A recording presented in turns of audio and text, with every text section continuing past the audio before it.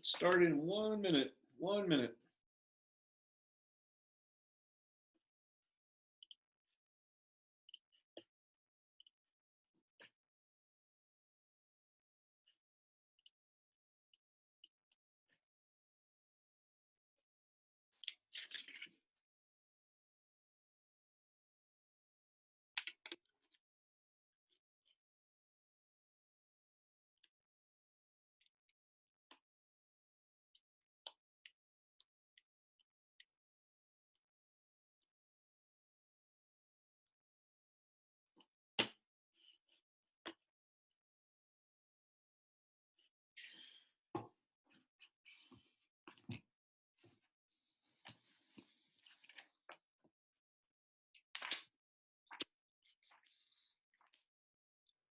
All right, here we go.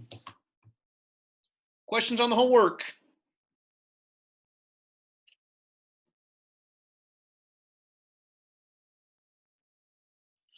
Questions on the homework? Nothing?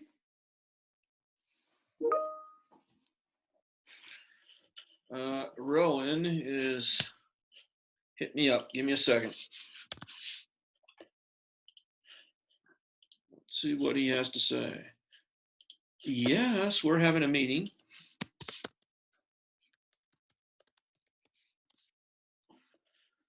All right, that's taken care of. Okay, here we go. Grade your papers. Number 2.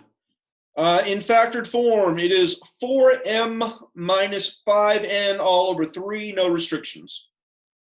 Number 4, it's just the number 4, and the restriction is that n cannot be negative 4. Number 6, in factored form, it's x minus y over x plus y, and x cannot be negative y, or negative x cannot be y. Either one was fine. All right, Roland is being needy. Give me a second. He needs a link. Let me give him a link.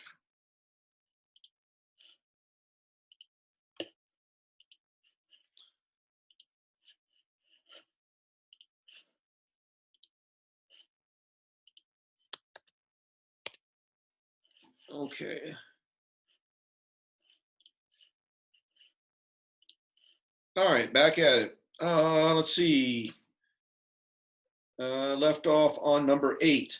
Number 8 is 6 over y minus 5, and y cannot be either positive 5 or negative 5. Number 10. Factors to p minus 2, or simplifies to p minus 2 over p squared, and p cannot be equal to 0. Number 12. The whole thing simplifies to just negative 1. And x can't be 5 or negative 2/7. Number 14, 5 minus b over b plus 7. And b cannot be negative 7 or negative 5. Number 16, which was the hardest one, negative a, or negative, and the fraction a minus 5 over a plus 5. I would be surprised. That's why I said number 16 was really challenging. A minus 5 over a plus 5 with a negative out front, and a can't be positive or negative 5. Number 18, 5c plus 3d all over 2 times the quantity 5c squared plus 3d squared. It's getting challenging here. The restrictions are c and d cannot be 0. And the last one, number 20, you should be able to get this one. 2w minus 3 over 2, and w cannot be negative 2. Any questions? 16, there was a trick involved. I've chosen not to show you this trick yet. It was also in example number, I believe it was number 3. Yeah, number 3. And if you didn't understand that, that's cool. We will talk about that particular algebraic trick later on in the year. They kind of just surprise it, bring it up right now.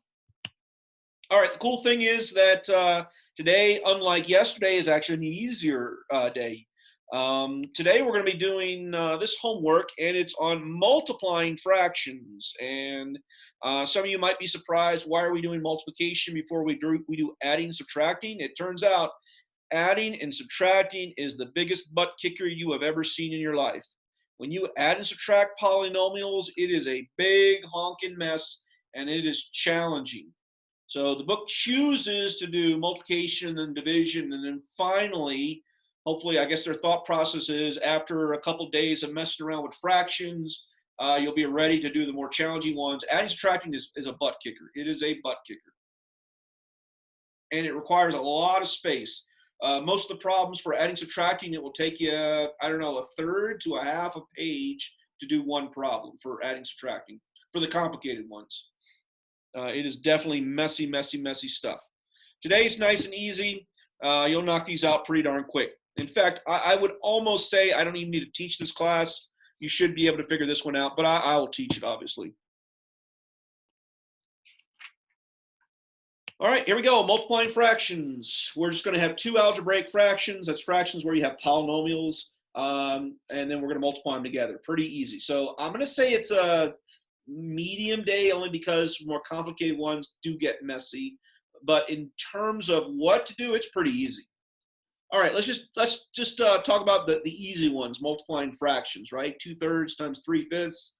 The standard rule is just multiply tops with tops, bottoms with bottoms. In other words, numerators with numerators, denominators with denominators, multiply straight across any way you want to think about it. 2 times 3 is 6. 3 times 5 is 15. We get 6/15. Reduce that fraction, we get 2/5. I divided top and bottom by 3. However, I do want to point out that we're going to be doing much more complicated ones. These are the ones that we're doing. So a lot of canceling will be involved in this. So let's talk about some quick definitions first. All right, so in general terms, how do you multiply fractions? You multiply straight across. So A times C is I take the numerators, I multiply them together. I take the denominators and I multiply them together, and I simplify at the end. So it's really just one step, multiply tops with tops, bottoms with bottoms. 2 steps if you consider that you have to reduce the fraction. All right, quick reminder for multiplying with polynomials. Remember, when you multiply 2 variables where the bases are the same, this is only when the bases are the same, you add the exponents. Remember doing this? When the bases are the same, we add the exponents. And secondly, when you do power to a power, you don't add the exponents, you multiply the exponents. Okay, those are the 2 rules. Quick reminder, quick reminder. Last reminder is this: when you have a negative fraction, this negative, you have options. You can leave the negative in the middle. You can put the negative on the top. You can put the negative on the bottom. You can't put the negative on both the top and the bottom because that would turn the fraction positive. Okay, so these are the 3 reminders of operations with exponents and with negative fractions. 3 quick reminders. We okay? All my classes are very participatory today. I'm being sarcastic. All right, let's do the easy ones. All right, 1/4 times 3/9, you multiply straight across. 1 times 4 is 4. 3 times 9 is 27. You get 4/27. Can anything go into 4 and 27 besides 1 or -1? The answer is no, so it is fully reduced. All right, this one will cause you some problems later on in the chapter because if you're not paying attention, you might think that this means subtraction. In this case, because there's a dot there, it means multiplication. You will see multiplication either with a dot or with parentheses. So make sure you understand whether you're adding, subtracting, multiplying, or dividing. This one we're multiplying, so the rule still states multiply straight across. For me, the way I handle this one, when there's negatives involved, I just think from the very start. A positive times a negative is a negative, so I usually put equals negative, and that way I already got that negative there. I'm not going to drop it. 2 times 3 is 6. 3 times 8 is 24. So we get -6/24. Reduce this by, let's see, what goes into 6 and 24? 2. So divide top and bottom by 2, and we get -3/12. But wait a minute, 3 goes into 12. So actually, we could have divided this by 6. Now, some of you may have seen 6, some of you may have seen 2, it doesn't matter. Notice at the very end, I put the negative in the middle. That's my choice. I could have left it at the top. I could have left it in the middle right here. Those are all choices that you make. And as long as you don't do anything silly like put a negative on the top and the bottom, you'll be okay. Questions on this part right here, the easy ones. Okay, moving on. Quick notes. Hey, when the numbers get large, your life becomes painful because you got to multiply very large numbers. 10 times 22 is 220. 11 times 25 is 275. I got to reduce this. Ugh. Well, I could divide both by 5, right? And I would get 44 over 55, but 11 goes in there. So divide top and bottom by 11, and I get 4/5. Now, I didn't realize that actually 11 times 5, 55. 55 actually goes into both of these numbers. It's just too large of a number. I didn't know that. Okay. Most of you might immediately realize that, hey, wait a minute, Mr. C, why don't I take this thing and do cross reduction right from the very start, right? So for me, I'm going to say, and you're going to see it from this slide onward, I am always going to do cross reduction. I'm not talking about cross multiplication. I'm talking about cross reduction. Remember, cross multiplication involves proportions. Cross reduction means to look at the numerator and the denominator of the two separate fractions and see if anything goes into both. If they are, you factor it out, or basically you cancel it out. What goes into 10 and 25? Well, 5 does. 5 goes into 10 2 times, so replace that with a 2. 5 goes into 25 5 times, replace that with a 5. 11 and 22, well, 11 goes into both. Replace the 11 with a 1. Now, you will not see me put a 1 here because I'm just going to let this slash represent a 1. 11 goes into 22 2 times. I just find that leaving this one off, it just, there's one less number floating around.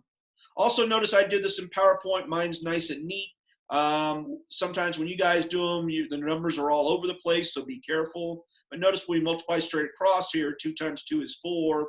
And remember, this was a 1. 1 times 5 is 5, and we're done. I find this cross reduction to be way easier than trying to look at this big honking 220 over 275 and then trying to reduce that. I'll have fewer instances of mistakes. Okay, it is your choice though. Either one is correct. I think you can clearly see that the bottom one is absolutely easier. All right, so let's do these two.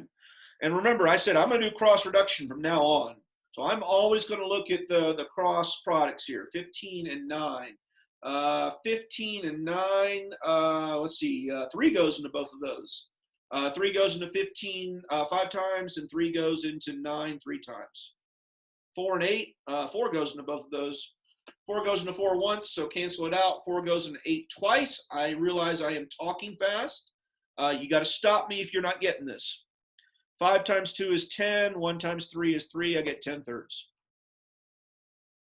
Okay. Ooh, what's going on down here? I've got 3 fractions multiplied together. I'm not sure if we've ever done this with cross reduction with 3 or more fractions, but you can certainly do this. Now I'm going to do cross reduction with 3 fractions. That means I can look at this 3 in any denominator here on the bottom, the 5, the 7, or the 9.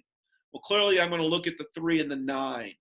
And I can do this because there's multiplication. If there was any addition or subtraction involved, I couldn't do this. So I can reduce the 3 and the 9. Well, the 3 cancels and the 9 turns into a 3. I can look at this 5 right here. 5 goes into 5 right here, so they cancel out. Hey, look at 7. 7 and 7, they cancel out. In fact, everything cancels, right? But remember, canceling is really the number 1. 1 times 1 times 1. Oh, wait. 1 times negative 1 times 1. 1 times negative 1 times 1 is negative 1. 1 times 1 times 3 is 3. I get negative 1/3. Questions on that one? That might have been the first time that we've ever multiplied 3 fractions together. But that's not too bad. All right, here are the more challenging ones, All right, now we got some variables involved. We got an algebraic fraction right here. We're going to do this the same way. I'm still going to do cross reduction. Notice on the first one, I got a 3 and a 6. 3 goes into both. 3 goes into 6 2 times. 3 goes into 3 once. It cancels. I've got an x squared and x cubed, right? So I would be left with 1x on the top, right? Because there's 3 on the top, 1 on the bottom, and I'm left with this 2. So final answer, 1x on the top, no x's on the bottom. would be just plain old 2x. Stop me if you didn't understand what I just did right there. Okay.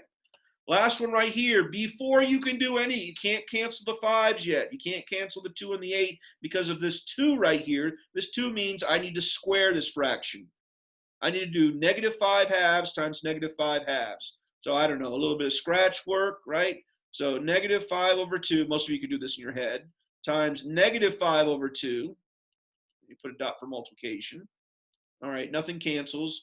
-5 times -5 is 25, and 2 times 2 is 4, so I get 25 fourths. So this right here turns into 25 fourths. You see where I got the 25 fourths? Squared. -5 squared is 25, 2 squared is 4. Now let's see, does anything cancel? Yeah, 5 and 25. So the 25, 5 goes into that 5 times. 5 goes into 5 one time, so it cancels. 4 goes into 4 one time, and 4 goes into 8 2 times. This whole ugly thing right here turns into 5 times 2. It turns into 10. That's crazy. Questions? Okay, moving on. The mega problem. These are as complicated as it gets, and most of you probably realizing right now that, hey, that isn't too bad. It's been easy so far, and today I'd said would be an easy day. All right, so this is as ugly as it gets for today. It doesn't get any uglier than this. So let's see if we can knock these out. All right, when you tackle this right here, I would absolutely do cross reduction. I got a 4 and a 2, a 4 and a 2. So the 2 would cancel and the 4 would turn into a 2. Now, some of you might want to immediately multiply across. Others of you just might want to do this in your head. I'll show you both methods. If you want to do this in your head, and you put a big fraction bar right here, I got 1 W on the top, I got 2 on the bottom, I would be left with, sorry, before I do that, let's write with this 2 times 1 is 2, we're left with a 2 on the top. Okay, so the numbers are out of the way, now do the variables. We'll do W first. 1 W on the top, 2 on the bottom. When they cancel, I'd be left with 1 W on the bottom. Why? Because remember, 1 W on the top, 2 on the bottom, that would be W squared. Those would cancel, and you would be left with 1 W on the bottom. All right, W's are gone. I'm going to just cross them out so they're out of my way. V's, 3 on the top, 1 on the bottom. You'd be left with 2 on the top. And there you go. There is your final answer. Make it nice and pretty now. Right? So for me, I'm showing you this now in 2 separate steps. Right? You can do this exactly what I just did there in blue in 1 step. But some of you might want to do this. Sometimes when you cancel out like this, it becomes too messy and you can't see what's going on. I'll show you the 2 methods one more time on the second one. So I put a big long fraction bar. I do the numbers first. I got a 4, 6, and a 9. Well, 2 goes into 4 and 6. So that becomes a 2.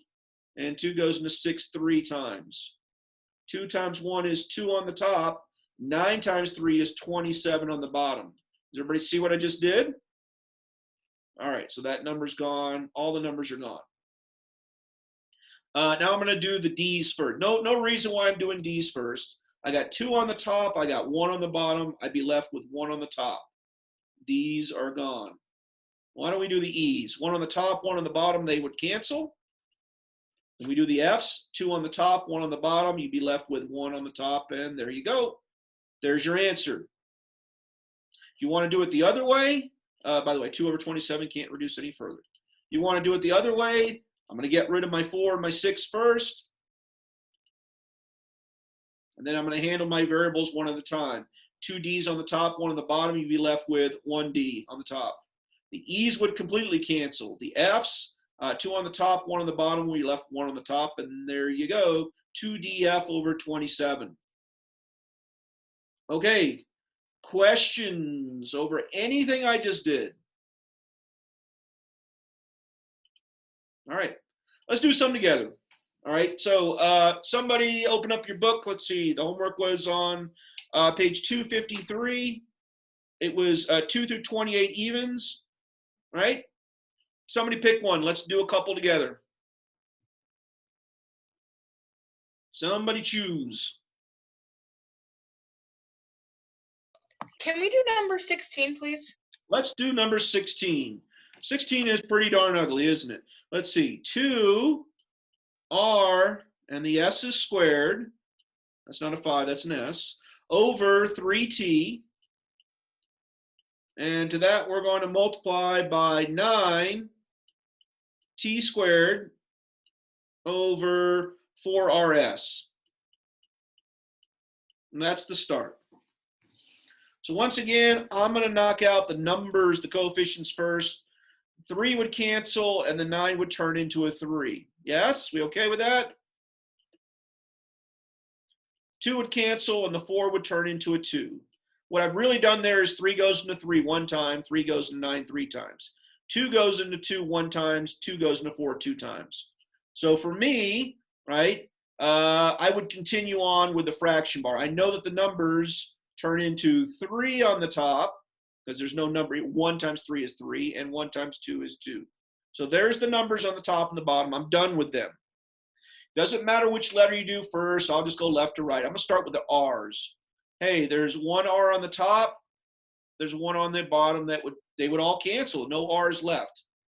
We'll go with the S. There's 2 on the top. There's 1 on the bottom. We would be left with 1 S on the top. They're done. Leaves us with a T. There's 2 T's on the top. There's 1 T on the bottom. 1 T on the top. And there you go. 3ST over 2 is the answer to number 16. Questions? Sorry, can you do I forgot how to do the one with like the parentheses. Can you do like 18? Because I just forgot how to do it. Okay. I'm going to pick a more complicated one. 22. Here's 22. So we get 4m over 7n squared, and the whole thing is to the second power. Okay? So let's see. Power to a power means this 2 needs to go to every exponent up there. 4 is to the first power, m is to the first power, 7 is the first power, and this n is to the second power. So this 2, through multiplication, has to go to every single power. So I'm going to rewrite it. That would be 4. 1 times 2 is 2. M, 1 times 2 is 2. I'm multiplying the power on the outside and the power on the inside. All over 7 to the second power. 1 times 2 is 2. And n to the fourth. 2 times 2 is 4. Okay. There's nothing here that cancels. We can simplify this, right? 4 squared is 16. 7 squared is 49. So we get 16 over 49 m squared n to the fourth. And that is the answer. Questions? No, I understand now. All right, anyone else?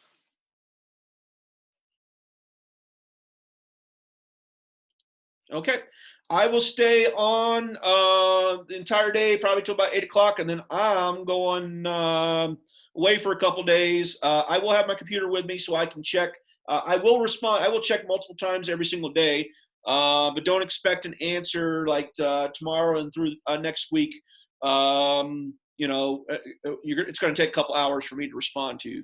But for today, I will try to get back to you as soon as you send it, as long as I'm not teaching. I got one more class, 7th period. So if you're doing your homework right now, I can certainly get back to you quickly. If there's no questions, I want you guys to have a great holiday weekend. Remember, we'll do a quick review when we get back so we don't forget all the stuff that we've learned, and we'll knock out the hardest chapter in the book, and then we'll move on from there. Once again, you guys have a good holiday weekend, eat a lot of turkey, and hopefully we all see each other in the flesh, so to speak, on that Monday coming back. Make sure you check your email and you watch the website for any news or changes. But for right now, we're planning on being back in school on that Monday. All right, because I am so looking forward to eating lunch with you guys and messing my room up with Rowan throwing food and whatnot. Yeah. All right, don't throw food during Thanksgiving, Rowan. Catch you guys later. See you Monday.